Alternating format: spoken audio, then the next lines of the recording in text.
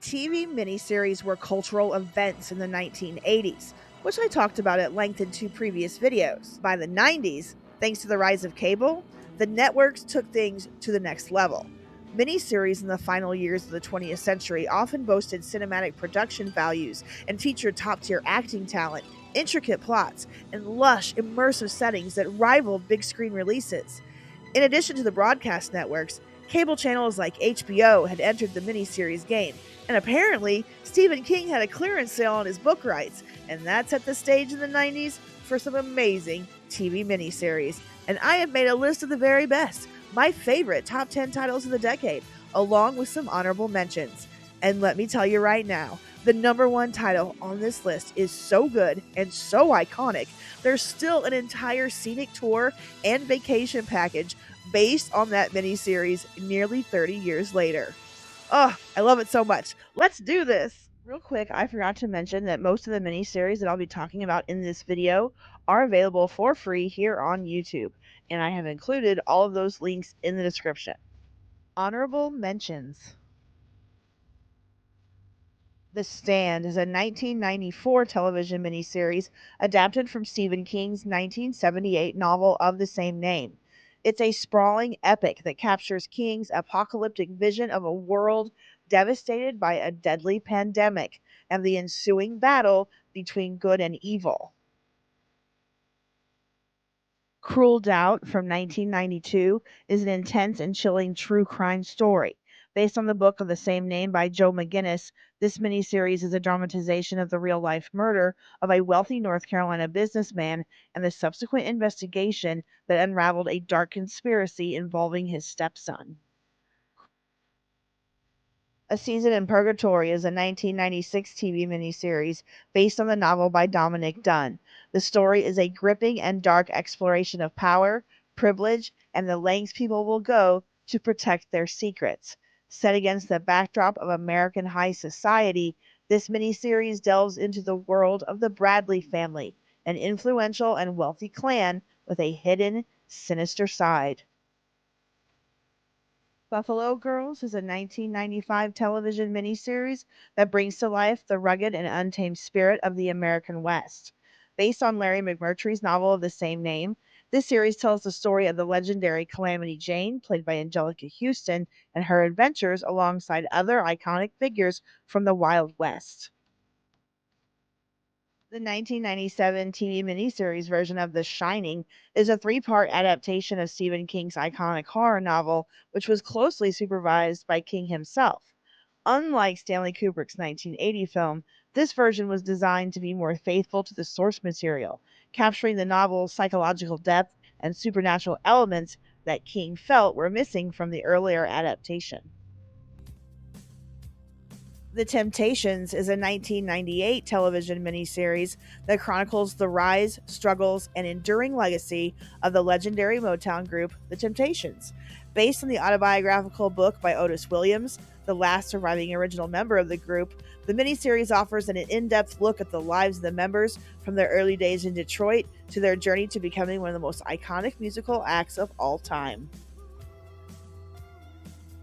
Oldest Living Confederate Widow Tells All is a 1994 miniseries that vividly brings to life the sweeping narrative of American history through the eyes of a woman who claims to be the last surviving widow of a Confederate soldier. Based on a best-selling novel, this miniseries is a rich tapestry of personal memories, historical events, and poignant reflections spanning over a century of American life. Number 10. From the Earth to the Moon. From the Earth to the Moon was the very first HBO miniseries premiering in 1998, and it chronicled the history of the Apollo space program.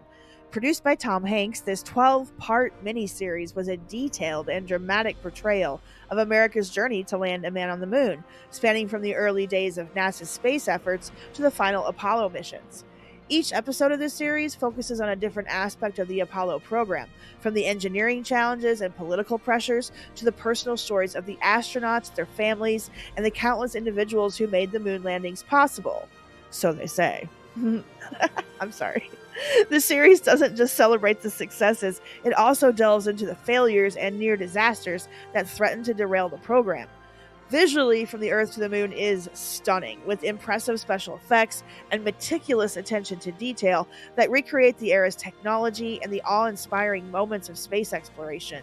The series features a large ensemble cast, including notable actors such as Bryan Cranston, Carrie Elwes, and Tony Goldwyn, each bringing depth and can I say that? Authenticity to their roles. I got there. I got it.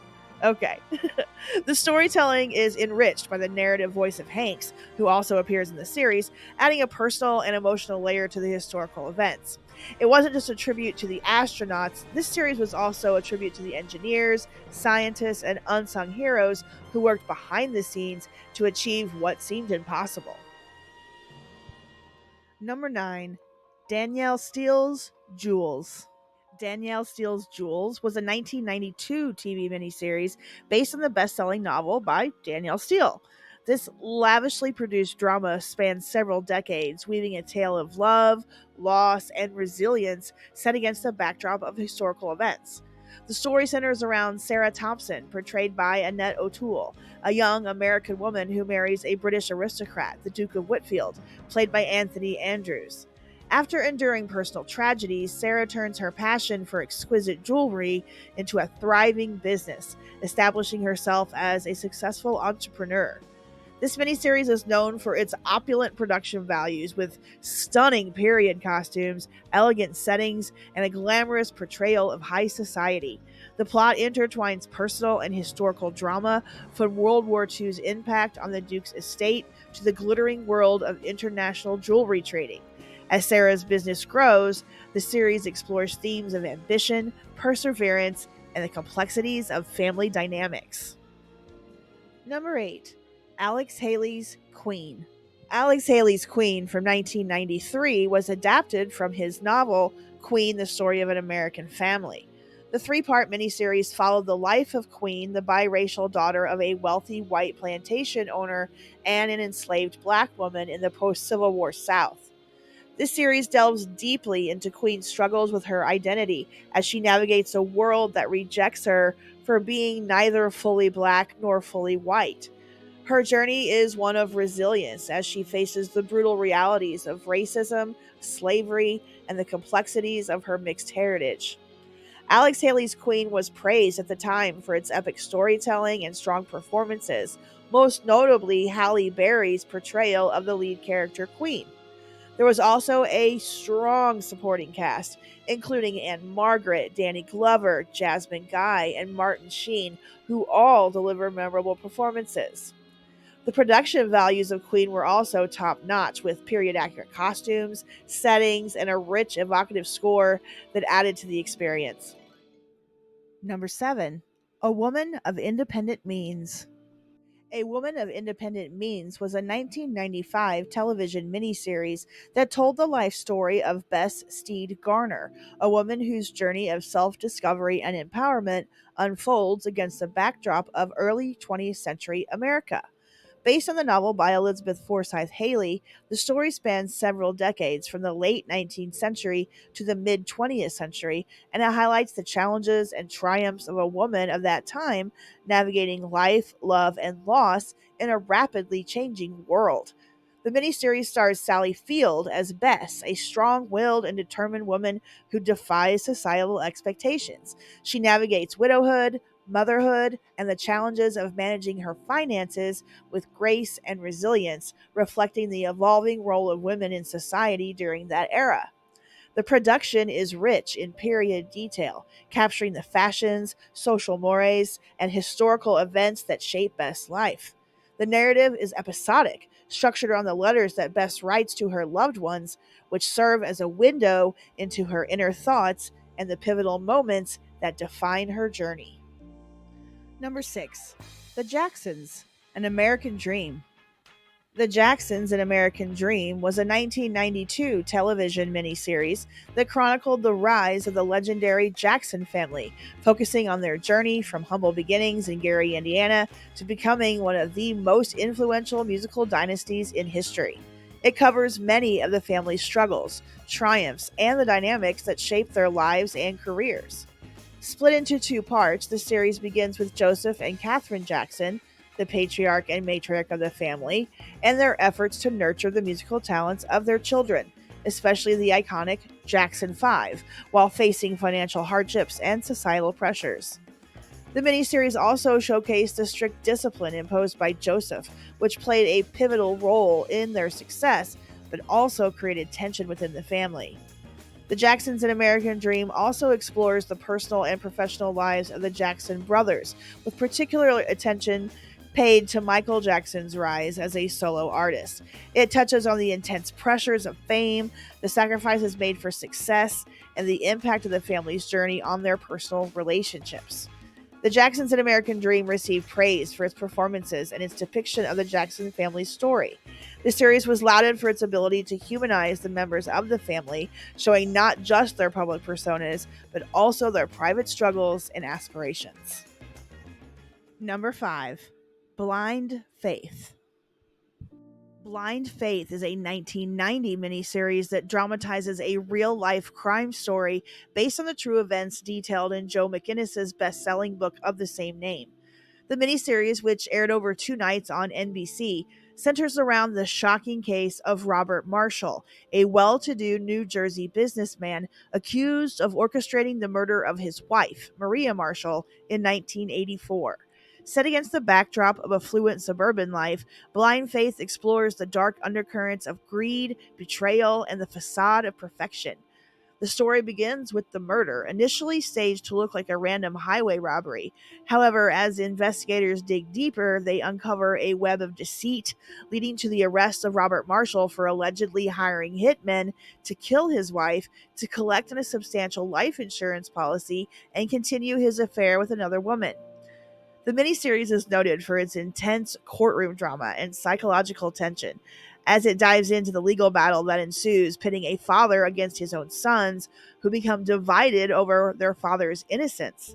Blind Faith is particularly praised for its strong performances, especially by Robert Urich as Robert Marshall and Joanna Kearns as Maria, who bring depth and nuance to their roles. They're memorable actors from that time period, and they highlight the emotional complexities of a family that's just torn apart by a heinous crime. Blind Faith captivated audiences with its portrayal of a seemingly perfect life unraveling under the weight of dark secrets. It also sparked conversations about the American justice system, the nature of guilt and innocence, and the pressures of maintaining appearances in a materialistic society. Number 4. It. The 1990 miniseries It, based on Stephen King's horror novel, became an unforgettable part of 90s television immediately, while simultaneously scaring the crap out of Gen X kids all over America. This two-part miniseries brought the terrifying tale of a group of friends confronting a shape-shifting entity known as Pennywise the Dancing Clown to the small screen. It quickly gained popularity for its chilling atmosphere, faithful adaptation of King's novel, and a haunting performance by Tim Curry as Pennywise. Curry's portrayal of the evil clown became the stuff of nightmares, combining a sinister charm with an eerie unpredictability that left a lasting impression on audiences of all ages. His role remains one of the most iconic and terrifying portrayals in horror history.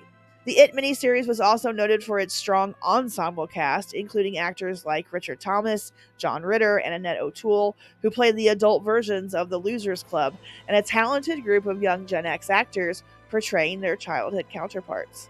The story seamlessly alternates between the past and the present, adding layers to the narrative as the characters recall their traumatic experiences from childhood and face their fears as adults. While the special effects may seem dated by today's standards, it still delivers a sense of dread and suspense that captivated viewers in the 90s. Its exploration of themes like fear, memory, and the loss of innocence struck a chord with audiences, making it more than just a horror story.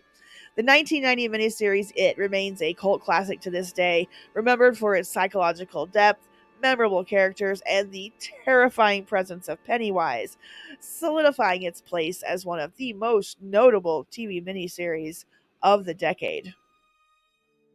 Number 3. In Cold Blood. In Cold Blood is a chilling and compelling miniseries that aired in 1996. It's based on Truman Capote's groundbreaking nonfiction novel of the same name. The story centers on the brutal 1959 murders of the Clutter family in Holcomb, Kansas, and the subsequent investigation that led to the capture, trial, and execution of the killers, Richard Dick Hickok and Perry Smith. The miniseries is notable for its stark, unflinching portrayal of the crime and its aftermath, capturing the cold, calculated nature of the murders as well as the psychological complexity of the two killers. It dives deep into the minds of Hickok and Smith, exploring their backgrounds, motivations, and the eerie bond they shared. The series is not just a crime drama, but it's also a psychological study revealing the darkness lurking beneath the surface of its characters. Shot in a somber, almost documentary style, In Cold Blood effectively uses its two-part format to build tension and convey the grim reality of the events it depicts. The performances, particularly from Eric Roberts as Hickok and Anthony Edwards as Smith, are haunting and deeply affecting, bringing a human face to the horror of the crimes. In Cold Blood was praised for its faithful adaptation of Capote's book and its ability to evoke the same eerie, unsettling atmosphere. It stands out as a powerful exploration of crime, punishment, and the human capacity for violence, making it one of the more memorable true crime adaptations of the 90s. Number 2, The Betty Broderick Story: A Woman Scorned and Her Final Fury. Okay, so I have to admit that I cheated just a tiny bit with this one, but I had to make an executive decision and I'm confident I made the right call. Number 2 on my list is The Betty Broderick Story, which was told via two made for TV movies that aired 1 year apart from each other as part 1 and part 2. Put them together, and you've got a dramatic miniseries that chronicles the tumultuous life of Betty Broderick, a woman driven to the edge by the collapse of her seemingly perfect world. Based on an article from the Los Angeles Times Magazine, part 1 is titled A Woman Scorned, and it introduces us to Meredith Baxter as Betty, a devoted wife and mother whose life unravels when her husband Dan, a successful lawyer, leaves her for a younger woman. The film explores Betty's descent into obsession and rage as she loses her marriage, her children, and her sense of self. Fueled by a deep sense of betrayal, Betty's actions become increasingly erratic and dangerous, setting the stage for the explosive events that follow. The story continues in part 2, titled Her Final Fury, where the consequences of Betty's rage come to a tragic climax. This second part dives into the aftermath of Betty's ultimate act of vengeance as she stands trial for the murder of her ex-husband and his new wife. The film portrays the intense legal battle and the media frenzy surrounding the case, while also providing a deeper look into Betty's psyche. As the trial progresses, the audience is left to grapple with questions of justice, mental health, and the devastating effects of emotional abuse. Together, A Woman Scorned and Her Final Fury create a powerful narrative arc of a case that's still a part of pop culture to this day, thanks to true crime podcasts, the TV show Snapped, and the second season of the TV series Dirty John. Number 1, Pride and Prejudice. It is a truth universally acknowledged that the BBC adaptation of Pride and Prejudice from 1995 is the greatest miniseries of all time, hands down. Praise be to A&E for airing this absolute masterpiece in the United States so I can fall in love with all things Jane Austen. Honestly, there was never going to be another number 1 on this list of best 1990s miniseries, because in my world, there was absolutely no contest. This version of Pride and Prejudice is so good, there was no need for that nonsense movie to be made in 2005 starring Keira Knightley. The BBC version of Pride and Prejudice makes it clear that Colin Firth is Mr. Darcy and Jennifer Ely is Elizabeth Bennet. This highly acclaimed adaptation of Jane Austen's beloved novel, it remains one of the most celebrated period dramas to this day. It was directed by Simon Langton and written by Andrew Davies, and it was a 6-part series that brought Austen's world of Regency-era England to life with meticulous attention to detail and a deep understanding of the source material. The series captivated audiences with its faithful yet fresh portrayal of Austen's characters. Ely and Firth's performances were widely praised, with Firth's portrayal of Mr. Darcy in particular becoming iconic. So much so that it redefined the character for a new generation and launched Firth to international stardom. And we all know that he has one scene in particular to thank for that.